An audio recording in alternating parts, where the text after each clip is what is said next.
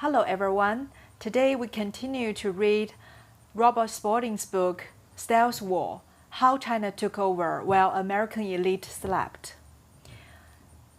Robert Spalding used to be a B-2 pilot and retired from the U.S. Air Force as a brigadier general for over more than 26 years of services. He completed his career as the Senior Director for Strategic Planning to the President at the National Security Council and was the Chief Architect for the National Security Strategy.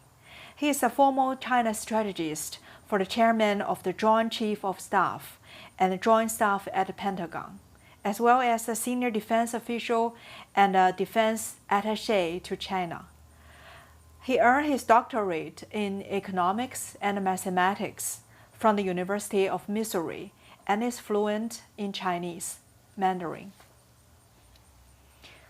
So today we continue to read chapter 2, How We Got Here, and subtitle Mirror Mirror. Remember that rope-a-dope move China pulled on the Soviet Union? They have been using it on America. While pretending to be battered and struggling, the CCP has weakened America's core strengths: our economy, our technology, our military, our influence on the world stage. But we have allowed this to happen. Our political and economic leaders and our greed help facilitate this rope-a-dope. We thought we would boost our own wealth, profits, and standard of living, and in a way we have. Stock prices have soared, real estate market have boomed, collapsed, and boom again. But in many ways, we are poorer as a nation. Our infrastructure is a disaster, and many of our cities are plagued by employment and drug abuse, victims of the decision to export work to China. Steve Bannon, Donald Trump's straight-shooting, controversial ex-chief strategist and former Goldman Sachs vice president and U.S. Navy officer, described the trade-off this way. Let's be brutally frank. Slaves in China made products financed by London and New York for the unemployed in the West. That's exactly what we've had. Slaves in China making products for a new feudalist system where the working class and the lower class own nothing and buy cheap shit. They can continue along the hamster wheel because the shit's so cheap, because it's provided by slaves. And yes, equity values go up. Margins are higher, but it's not a way humans should live. Bannon is absolutely right. He may be a polarizing figure, but it's worth nothing that while hosting a May 15, 2019 CNBC interview with Bannon about Donald Trump's tariff battle with China, liberal globalism champion Thomas Friedman said, "I really agree with so much of what Steve said about confronting China's unfair trading practice." A year earlier, Friedman had written in the New York Times that the president's instinct is basically right, to hold the line before China gets too big. Abandoning manufacturing has been devastating for America. Since the 1970s, U.S. manufacturing plants have shut their doors, lured by the low labor cost of manufacturing in Asia. But for the past 20 years, American businesses have turned China into a manufacturing monolith. We now depend on it for an incalculable number of items, many of which are critical to maintaining our standard of living, such as medical supplies, scientific gear, electronics, and motherboards, as well as the sensors that control our cars, heating systems, and security systems. So our thirst for profits and our inability to embrace long-term strategies that strengthen our nation have hurt us and helped China. Furthermore, our nation has been gripped by outdated thinking. Most countries, including America, fear that a society will be dramatically changed as a result of a military invasion. But the invasion we are facing is much more insidious. We are slowly having our freedoms eroded by our economic connections to a totalitarian state that openly oppose our core values. Each time a Chinese company invests in a U.S. firm, each time a major American company's data is hacked by the PLA, each time it pays for a congressman or a scientist to attend a junket, each time it opens a Confucius Center on a university campus, the CCP is accruing more influence in the United States. Our blind generosity has been taken advantage of for nearly 50 years. Since the 1970s, Chinese graduate students have filled out the student body at one U.S. institution of higher learning after another. Many of the students, directed by the CCP and Chinese companies, learned and copied the knowledge of America's world-beating STEM, science, technology, engineering, and math programs. The funds generated by these students have been used to intimidate and silence scholars within university who are critical of China. Since the end of the Cold War, China has failed to commit militarily to war-ravaged places like Syria and Afghanistan, but has profited economically while the United States funds the course of ensuring peace. All those engagements consume U.S. resources. Meanwhile, as laid out in its Belt and Road Initiative, something we've explored in more depth later, China builds railroads and ports to control the world's shipping supply lines. The CCP would never agree to an open-ended commitment to rebuild and keep the peace in Afghanistan, where, as of 2018, the Pentagon said it will spend $45 billion per year, with no end in sight. In fact, it is like the CCP wouldn't even agree to 1 year of similar expenses.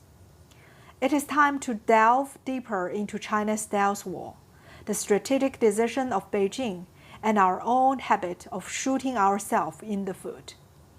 I aim to lay out the CCP's certificated gamemanship and cold-blooded calculations, as well as the many strategies America and the West can deploy to counter and prevent undue Chinese influence. It will take a sea change to stop the CCP's march, starting with checking our own greed as investors and our own thirst for cheap goods as consumers. We, as Americans, have a choice.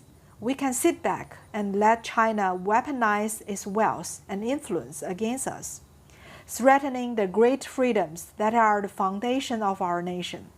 Or we can decide that the businesses of America cannot be business as usual. Our leaders, our entire nation, must recognize the threat we face and combat Chinese influence at every juncture.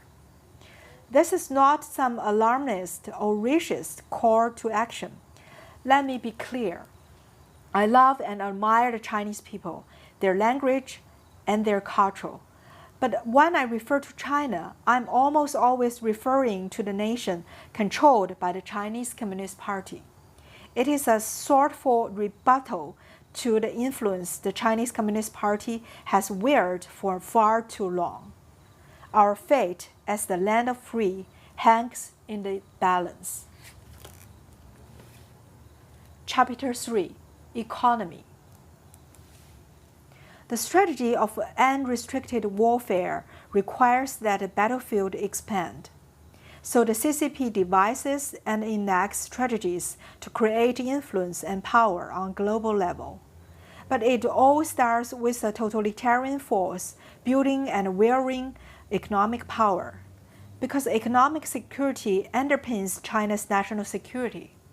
It is the glue that holds China's house of cards together, and that glue, used in tandem with what the authors of the unrestricted warfare call the bonding agent of data, has become so strong that what was once a flimsy construction now threatens to become impenetrable. Every country has a right to compete economically. The problem, however, is that the CCP doesn't believe in straightforward competition. The truth is that China is cheating, and the West U.S. political and corporate leaders, fueled by greed, propaganda, and fear, haven't called it out. That hurts American businesses and citizens. In 1991, China has a 2.3% share of the world's manufacturing exports. In 2013, it has an 18.8% share. The impact of this explosive growth for China has been fairly well documented. The shifts away from agriculture, the migration to cities, the shuttering of state-run enterprise in favor of government-backed free enterprise. But what does this dominance mean for the rest of the world, and especially for the United States? For the small percentage of Americans who invest in the stock market, earnings have skyrocketed. For areas of the country where manufacturing was part of the bedrock of the local economy, the loss of this industry has been devastating. Increasingly, among new classical economists, the accepted wisdom has been that free trade between two countries improves wealth for both parties. In their 2016 National Bureau of Economic Research, NBER, working paper on the impact of China's manufacturing revolution, the China Shock, economist David Dorn and Gordon Hanson say, theory assures us that under standard conditions, the gain to winners are more than sufficient to offset any losses incurred by those suffering adverse effects from foreign competition. The assumption behind this theory was that displaced workers would be retrained, new industries would arise, wages would not fall, and an equilibrium would be restored at a higher level. In the 2019 interview, Otto expounded on his paper findings. Economists have long understood two things. One, that free trade among consenting nations increased GDP, the gross domestic product, in those countries, allowing them to focus on activities in which they have a comparative advantage. And two, that's not all improving, meaning it doesn't make every single person in those countries better off. Even if it expands the pie, it will almost necessarily shrink some slices and grow others. Some people will actually be worse off than they would have been in the absence of trade, even though the country that they live in is wealthier. The second point is where our work was very impactful, showing just how important that second point is. There was a kind of a background assumption that labor markets are fluid. So, of course, imports, competing, and manufacturing activities will contract, but people will reallocate quickly into other work. Over the past 20 years, anyone who have visited the Rust Belt or certain southern district, which were once the center of American manufacturing, could tell you this assumption is deeply flawed. American manufacturing had been slowing since the end of World War II. The standard of living and the divide between the rich and poor in the United States have exploded since China joined the WTO. In other words, empirical economists who look at the data afterward found the economic theory was false. free trade does not always advance prosperity or lead to a more perfect union. The China shock offers statistical evidence. From 1990 to 2007, areas more exposed to increased imports competition from China experienced substantially larger reductions in manufacturing employment. Once active members of the working age population were unemployed or dropped out of the labor force. Not surprisingly, U.S. imports from China grew by more than exports, often substantially by more, in nearly every industry, according to the report. The result? Shock from the dramatic shift in trade, guttered communities, poverty-ravaged cities. In these depleted manufacturing areas, employment to population rates fall at least 1-for-1 with the decline in manufacturing employment, and generally by slightly more, reports the study. One other damning study that indirectly showcases the decline of wealth in the United States comes from a distinctively nonpartisan and non-academic source, the U.S. Census Bureau. Comparing income and property data between the 2000 and 2010 surveys, the Bureau's distribution of household wealth report found that chasm between America's rich and poor population expanding at a stunning rate in terms of household net worth, all the assets a household owns minus the debt it owes. The report finds that the median household in the bottom 20% saw their net worth decrease by $2,124 over the period. Meanwhile, the net worth of the median household in the top 20% increased by $61,379. A 2017 study by the China Shock Trio follows up on the carnage of trade concussions. Its title conveys the intrinsic damage such economic upheaval can cause to a specific sector of the population. One work disappears, manufacturing decline, and falling marriage market value of young men. Here's how the author summarized what happens in communities where the job market suddenly dries up.